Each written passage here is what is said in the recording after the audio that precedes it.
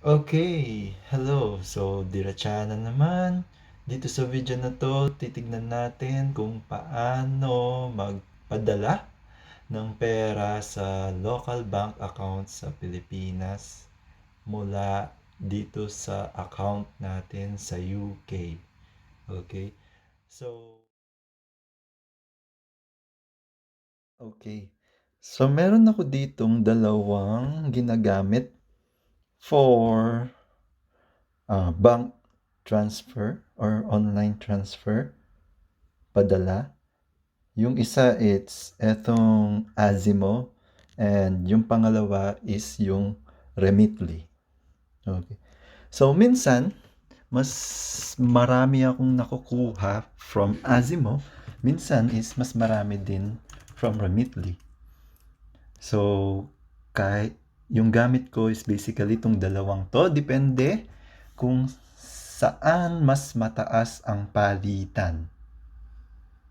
Okay, so una, check natin yung Remitly.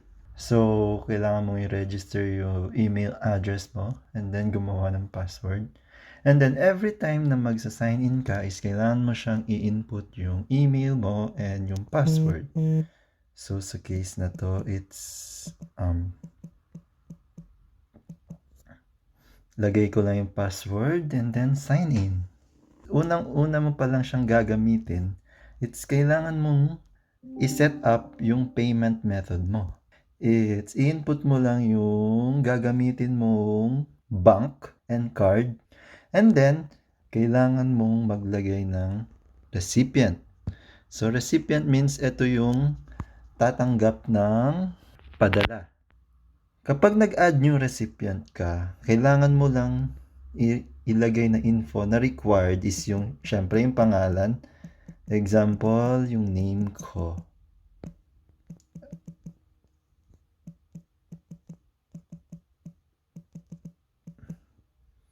And then, telephone number, optional to. Example lang. Eto. Tapos, i-check mo lang yung send SMS para mag-notify naman sa number na to na meron kang pinadala. Optional email address, pero skip na natin. And then, recipient address. Optional lang din yan. So, pwede mo nang skip yan. And then, select ka lang ng reason which is ito required. Example, it's family support.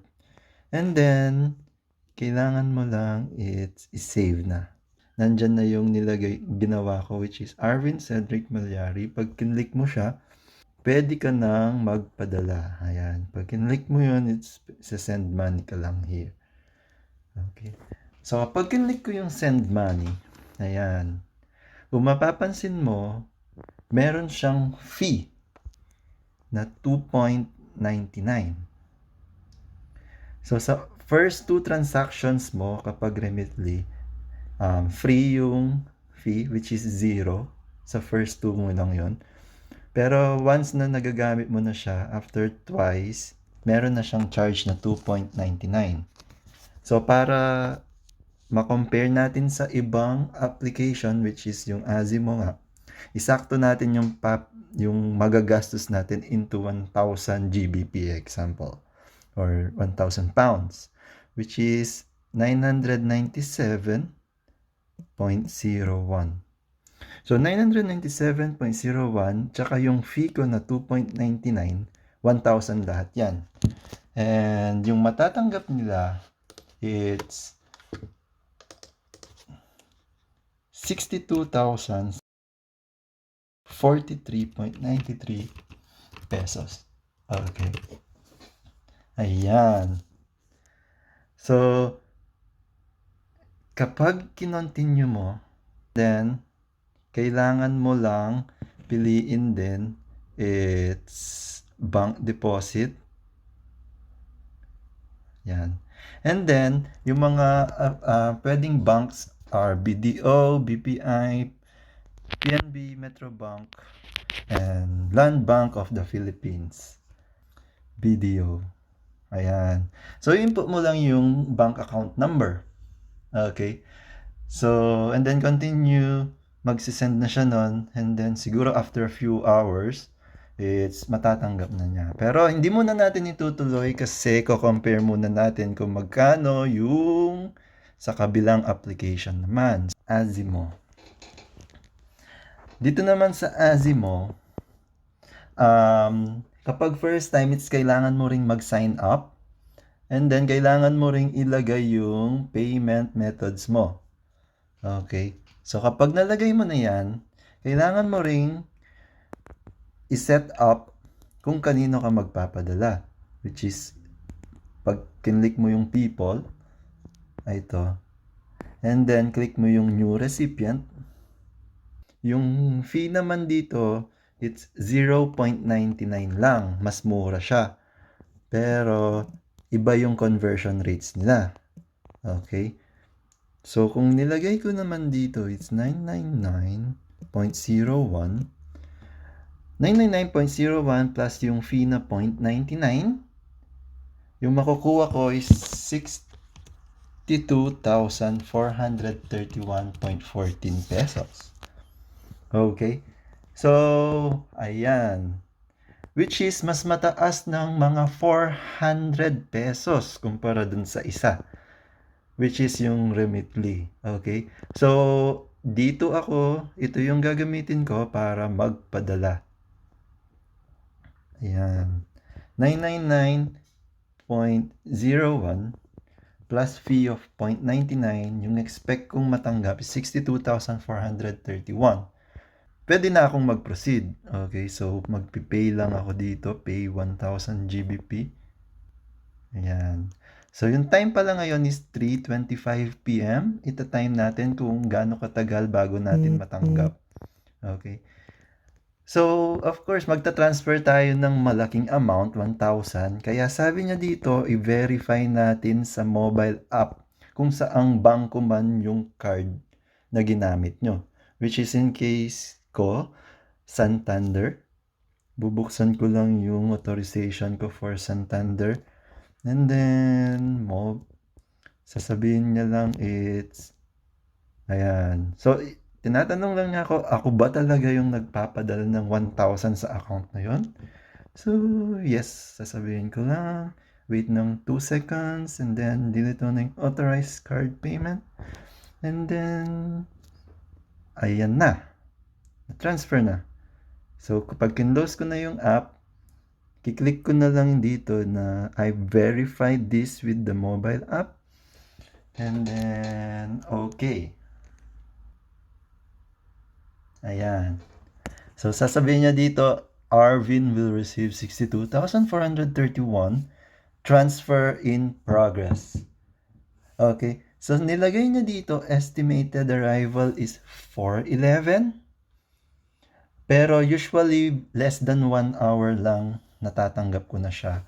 So, eto, yung bonus ko sa inyo.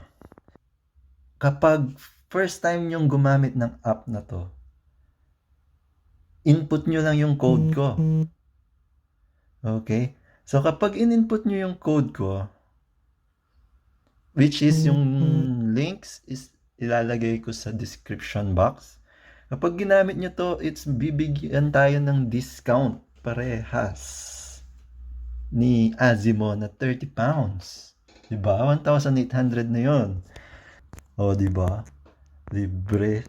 Sayang din yun. And aside sa 30 pounds, yung first 2 transfer mo is 0 din yung transaction fee. Okay? So, yan. So, unexpected to, 3:30 pa lang. Sabi niya dito, AZIMO has been paid out. So, transfer completed na. As of just now. Ilang minutes lang yun? 2 minutes, di ba? So, instant. Tingnan natin kung nandun na siya sa BDO account natin.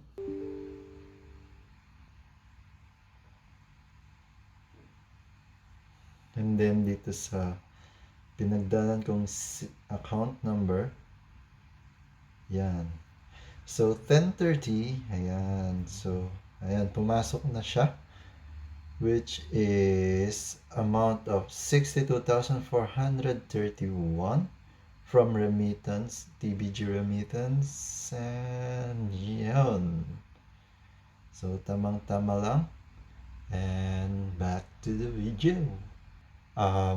Unang-una, huwag niyong kakalimutan na gamitin yung mga codes or mga links dito sa description box para makuha niyo yung 30 pound free sa AZIMO or 10 pounds naman sa Remitly.